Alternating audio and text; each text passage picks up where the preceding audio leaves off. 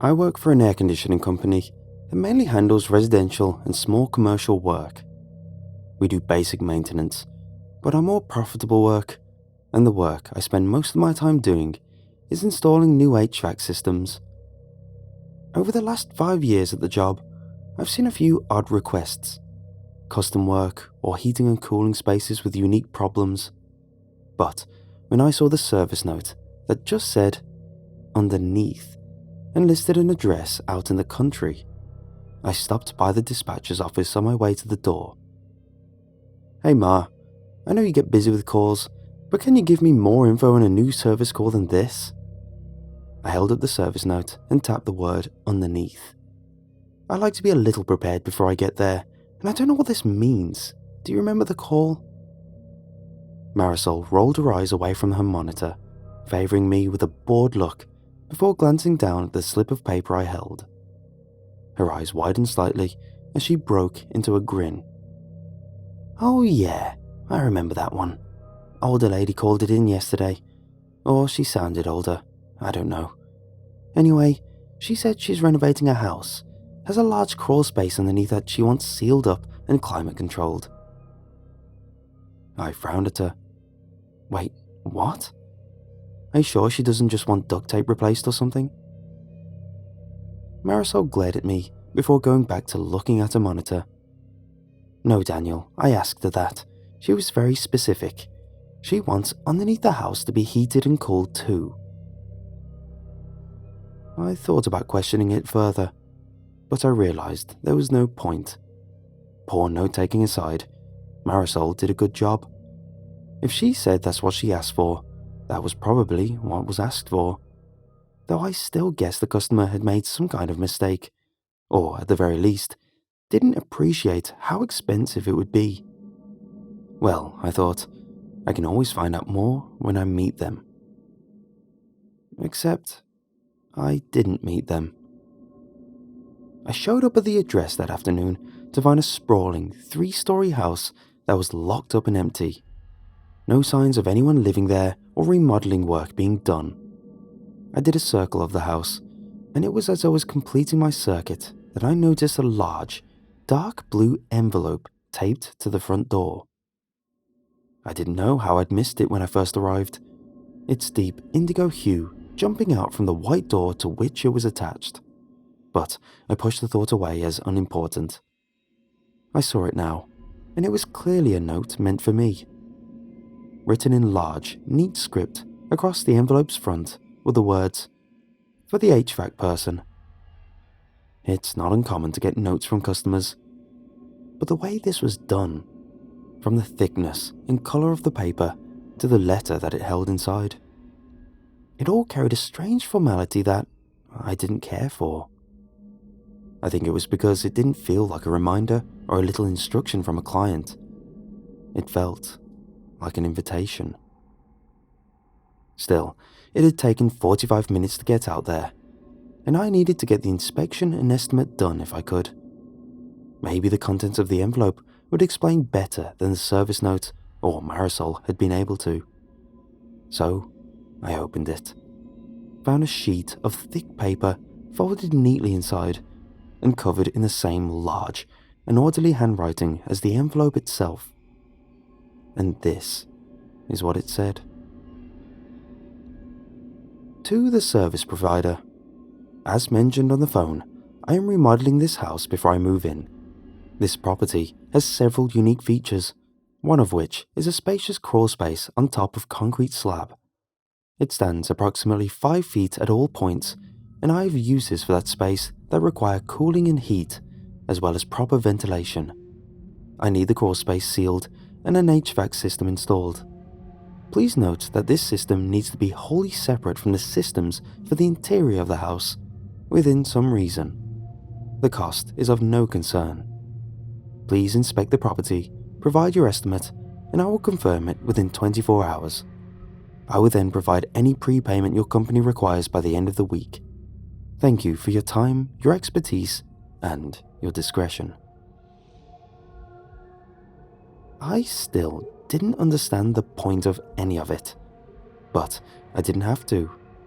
Yeah, the letter was slightly creepy, but that wasn't a good reason to turn down a big job, especially with the holidays coming up. I reread the letter to make sure I hadn't missed anything, and then I went back to my truck to get my coveralls. As it turned out, I didn't really need them. The crawl space was just as big as the letter had said, but it was also immaculately clean. I mean spotless. No dirt, no dead bugs, no signs of mice or spiders, or anything you'd normally find under a house. In fact, except for the low headspace, it was easy to forget that you weren't in an unfinished floor of a house or a basement. Part of that was the concrete floor. It ran the entire length and width of the house, making me wonder if the builders hadn't started with a slab of foundation and then changed their minds when they decided they wanted a giant crawl space instead. There was no telling how much extra that had cost, but it did have the side benefit of making my job easier. It took less than 30 minutes for me to get all the measurements I needed and get back to my truck.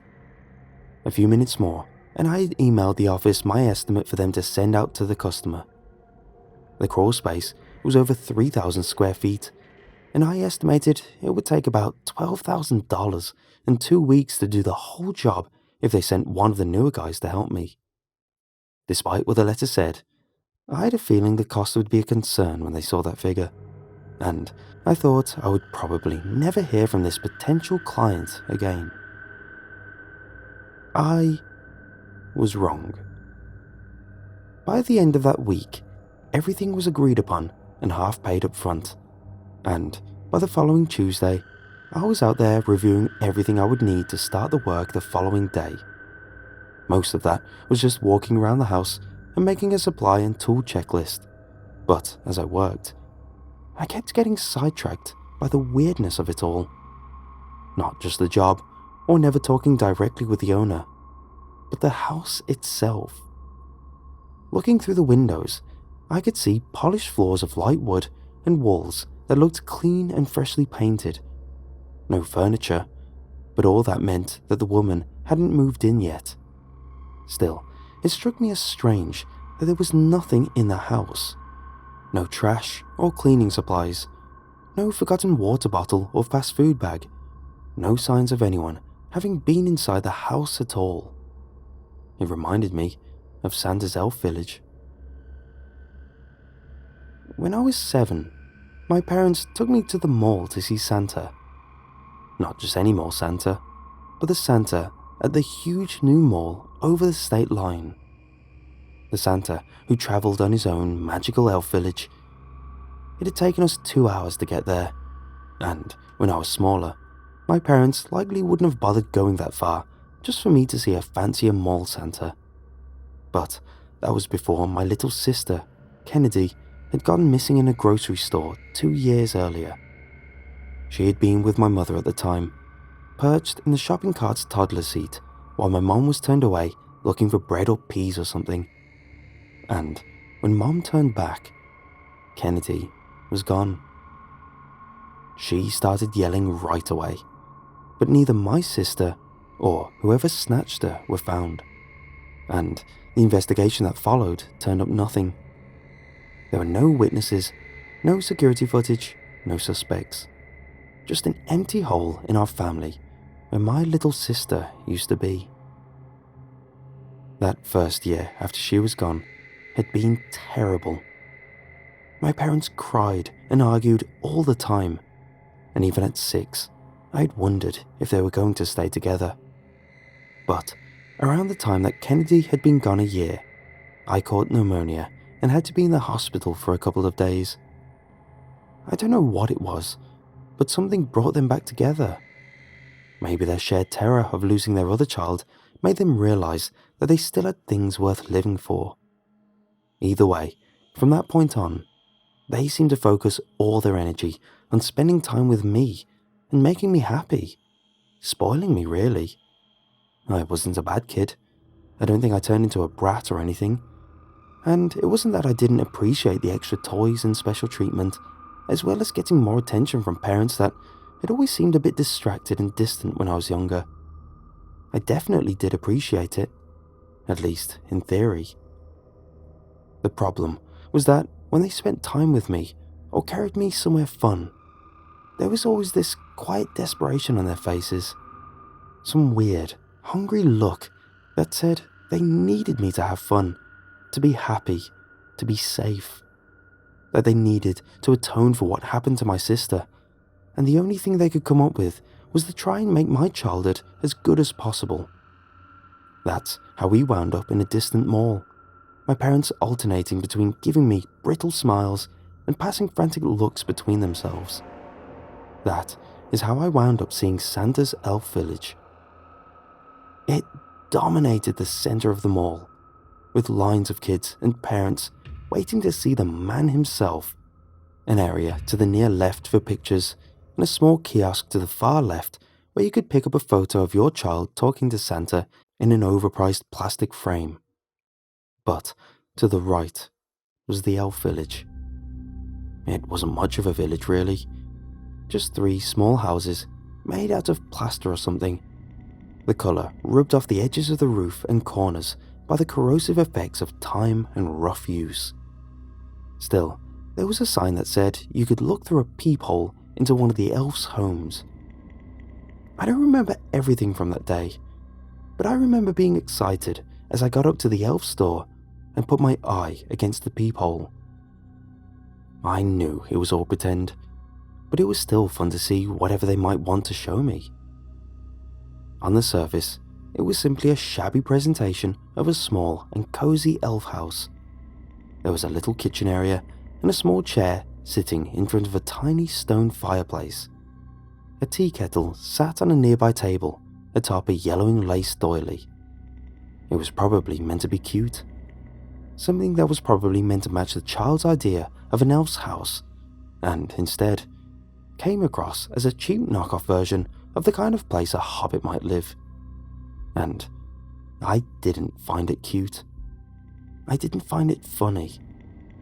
I felt my breath quicken as I looked at it, my eyes combing over every detail, trying to find something comforting that would make the wrongness of it less wrong. It wasn't that it was disturbing in any obvious way, but there was this artificiality to it, a worrying lifelessness that made it clear that this wasn't just make-believe. It was a lie, a trick. I'd backed away from the elf's house quickly after that. I still hadn't seen Santa, which was the whole point of the long trek to the mall. But when I said I wanted to go, my parents passed another look between each other and then quickly agreed. I kept waiting for them to complain, to question why I suddenly got scared. But they never did. Instead, they took me for ice cream, and we never talked about it again. 4 years later, my father was leaving his office late one night when a car came around the corner and ran him down at the edge of the lot where he'd parked. I've never seen it, but apparently there was a grainy video from a nearby bank security camera that showed the car's headlights for a brief moment. But the driver didn't stop, and they never learned who it was or why it happened. When I was 13, my best friend, Andy Murphy, was sent to hospital to get his appendix out. He died on the operating table when someone messed up his anesthesia. I remember his dad drunkenly telling me that the doctor had said it was a freak accident, that there was like a 1 in 100,000 chance of something like that happening. By that point, I wasn't so sure. I just started college when my mother was murdered. Someone broke in on her. The police told me that they didn't seem to take anything or do anything other than tie up my mother, cut her a little, and then set her on fire. As with everything else that had happened in my life, there was never any real explanation, never a face or name to which I could assign blame. No one was ever caught, and a few months later, everyone stopped looking or caring. But I still care. I care about all of it. And it may sound stupid, but I know that I'm cursed somehow. Nothing much ever happens to me personally, but to the people around me, the people I'm really close to. Something always gets them, and there's only one common denominator: me. So I don't make close friends anymore. I do my work, I act polite, and I go home and keep to myself.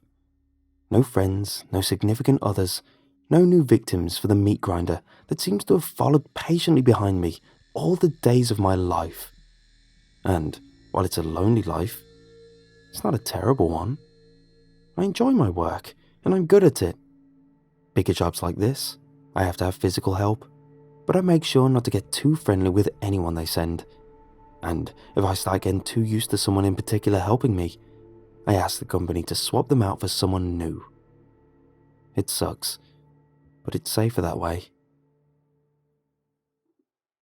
After backing away from the windows of the empty house, I headed back into the crawl space to make sure I didn't need to do any cleaning prep before I started sealing the following morning. The thought of whether I should request someone new to help me with the ductwork and unit installation, or stick to the guy I'd used for the last few times, was preoccupying me. But just behind it was a line of guilty thoughts and bad memories stretching back to that elf village and beyond. I was usually good at not dwelling on my childhood, and I'd come to accept the limitations of my life if I didn't want to risk someone getting hurt by whatever had marked me. But it was still hard. It was all so damn hard, and I didn't know what I'd done to deserve. Where had that crack come from? The concrete slab that served as the floor of the crawl space wasn't one giant seamless piece. It was made up of several smaller squares that joined at the seams between the pieces of concrete. There was a small gap between each of them, which was normal to allow for expansion and contraction during the hot or cold months. The acrylic spray sealer I was going to use the next day could bridge those small gaps without too much problem, and I made sure, during my first visit, that there weren't any obvious problems with the floor that would require some kind of fix for the sealant to hold. No big or irregular gaps between the pieces of concrete, in other words. But now there was a large space, more than 6 inches wide, between two of the slabs. Crouch walking over to it, I felt the first stirrings of confused fear. It wasn't just a gap. It was an opening. There was empty air underneath, almost like there was an open space down there below the concrete. My heart was starting to beat faster as I reached out and touched the slab that seemed out of place. The beating turned to hammering as the slab slid further at the slightest force, gliding out of the way through some unseen and silent mechanism. It wasn't a slab at all. It was a hidden door. I shined my flashlight down into the dark below, wincing as lights began to flare to life beneath me. Blood was beating in my ears as my eyes adjusted, and I saw steps going down into a small, subterranean hallway. It was some kind of hidden basement, bare except for the stairs, a door at the far end, and a small table containing what looked like a photograph and another dark blue envelope. I was terrified. This was some kind of intentional trap, or I'd accidentally stumbled into some creepy secret basement. And either way, I needed to get out of there and call the office. But then I realized. I recognized the picture on the table. It was a photo of Kennedy, taken just a few weeks before she disappeared. I sat, frozen for a second, tensed and terrified as I looked back and forth between the room and the shadowy corners of the crawl space. How was any of this possible? And if it was real, did that mean whoever took her was now messing with me? If so, there was all the more reason I should call for help, right? I dug into my pocket and got out my cell phone to call 911, even as I remembered that I had no service this far out. I tried to call anyway, But after the third time, I stuffed the phone back into my pocket and looked back down at the photo. It was a little far away, but I could see it well enough. It was her. It was impossible, but it was her. So I went down. The stairs were metal and seemed sturdy as I walked down them slowly, repeatedly telling myself I would be ready to run at the first sign of trouble. I reached the small wooden table and picked up the photo with a trembling hand. I hadn't seen this photo since my mother had been buried with it. As far as I knew, that was the only copy, and I'd buried it with her charred remains when the state investigators gave me her body back for the funeral. Shaking my head slightly, I set the photo down and picked up the envelope. It was addressed to me, though more specifically this time, to Daniel. It took me 3 tries to steady my hands enough to open it, and when I did, I found another single, thick sheet of paper inside. This one simply said, "To better understand, you must go deeper in." Underneath that, as though to clarify the point, there was a rough drawing of a door, just like the one at the end of the hall. The door was uneven somehow. It seemed perceptibly narrower at the top than at the bottom, and there was a mark near the top that I'd never seen before and didn't understand, but which was cruelly replicated on the drawing as well. Whoever was behind this, they wanted me to go inside. I felt sure it was a trap at this point, certain that if I did anything but try to run, I would only get trapped down here in some serial killer's dungeon. And I was definitely scared by the thought. But I was also angry and confused, and I could feel my need for answers overriding my fear for the moment. Could see my body moving toward the door rather than the stairs. And when the door opened easily, I went into the second room. It was largely the same as the first. There was a door at the far end and a table in the middle. The table contained 2 more photos and another envelope. The first photo was a smiling, nondescript photo of my father I'd never seen before. It almost looked like a driver's license photo, but I couldn't say for sure. He looked to be slightly younger than what I remembered when he died, but it was clearly him. The second photo was harder to identify. It was a burned up body, twisted and blackened by flames. It looked like it had only recently stopped burning. Though the picture wasn't the best quality, I thought I could even see a thin thread of grey smoke trailing up from what had once been an arm. I knew who it was, of course. Who else could it be? I felt tears springing up in my eyes as I looked away from the body to the distant corner of the picture. I recognized the room. It was my mother's living room, the place she'd been burned alive. I dropped the photo as I doubled over, retching. Nothing came up after several heaves, and after a few seconds, I managed to stand back up slowly, my hand landing on the envelope as I touched the table for support. Fighting the urge to tear the envelope into little pieces unread, I instead made myself open it gently. This could all be evidence. I needed to try and not disturb it more than I could help. A dim voice told me I should go and get help now. Let the police deal with this. But I ignored it. I was in this now. I needed to see it through. I needed to know. I have always been with you. I have watched and shaped your life since you were born. I crumpled the letter without thinking, and then, disgusted with myself, I sat the wad of paper gently back on the table before striding toward the next door. The last room was just that, The last room. There was no other door leading away from it, and again, its only furnishing was a small table identical to the others. On that table was another picture, this time of me as I am now, though I don't remember the photo, and I have no idea how it could have been taken without me knowing, given the distance and the angle.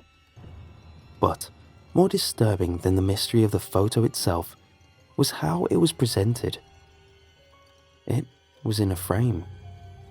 A frame from Santa's elf village. I felt the world swim around me for a moment. How could that be right? How would I even remember a cheap frame I saw at a distance when I was 7? Sure, it said Santa's elf village on it, but how could I be sure it was the same one? And yet, I was. I reached for the final envelope from its place next to the photo, careful to avoid touching the frame as I did so.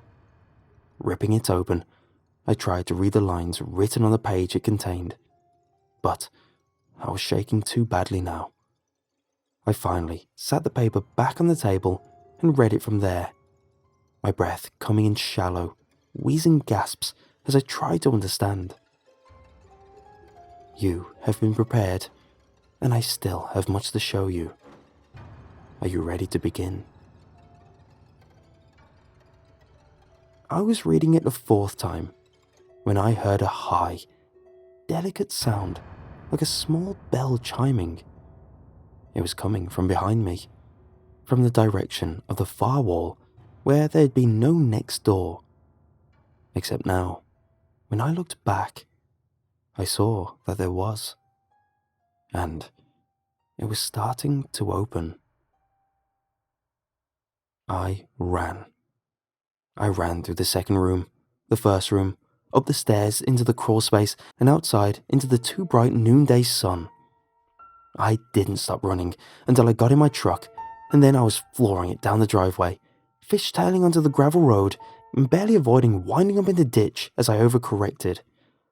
I somehow managed to get back to the highway, and once I had a few miles distance and found a safe place to park, I tried my phone again. I got 911 right away this time, and I told them a sobbing, incoherent story about having found something bad at a house I was working at, that they needed to come and investigate. I finally managed to give them the address, and then I just sat there for a while, shaking and crying as I tried to decide what to do. I debated just going home or heading back to the office, explaining to my boss what had happened, or at least some version that would make sense to him, while making it clear we weren't doing that job. But I kept going back to the idea of returning to the house. Of course, of explaining to the cops the significance of what was down there. Sure, they'd taken my information and would probably talk to me later, but what if they missed something or didn't try as hard without knowing what they were looking for? I decided I couldn't risk it. Wiping my face, I turned around and started heading back to the house. I could see the lights through the trees before I reached the driveway, setting off a flood of relief that loosened the tension in my chest. At least they were out here looking into it. I started to turn down the driveway when I realized it wasn't just patrol cars I was seeing, but fire trucks, because the house was on fire. They wouldn't let me get close, but when I told them that I was the one that had called 911 and that it hadn't been for a house fire, the deputy nodded and told me to wait in my car until one of the investigators arrived. When she did, I gave her pretty much the same account I've told you here, except for the door that had appeared at the end of that final hall. They suspect me of arson, but of course they have no proof. But even if they believed me, they have no proof of what I'm saying either. They tell me that they do see signs of what they're calling a detached sub-basement, but anything that might have been there is either gone or destroyed by the flames. When I ask them how the fire would have gone through multiple metal doors, they just stare at me as though they are trying to be polite, trying not to call me a lunatic firebug to my face. I don't think anyone can help me. I've created a life without real attachments, with no one who trusts me or who I can trust, with no one who cares, almost completely alone. But just almost. Because I'm never really alone. I always have this constant companion, this corrosive angel, eating away at anything good in my life. The thought of this unseen curse, this invisible stalker, has always terrified me, even more so now that I know that it's real. But even that confirmation isn't the worst part. No, the worst part is what might come next. The day when I see something out of the corner of my eye or hear the crystal ringing of a small bell. And when I turn to look, I see a door that shouldn't be there, a shape that doesn't belong, a voice that reaches across the distance to burn away what little I have left with 5 small words. Are you ready to begin?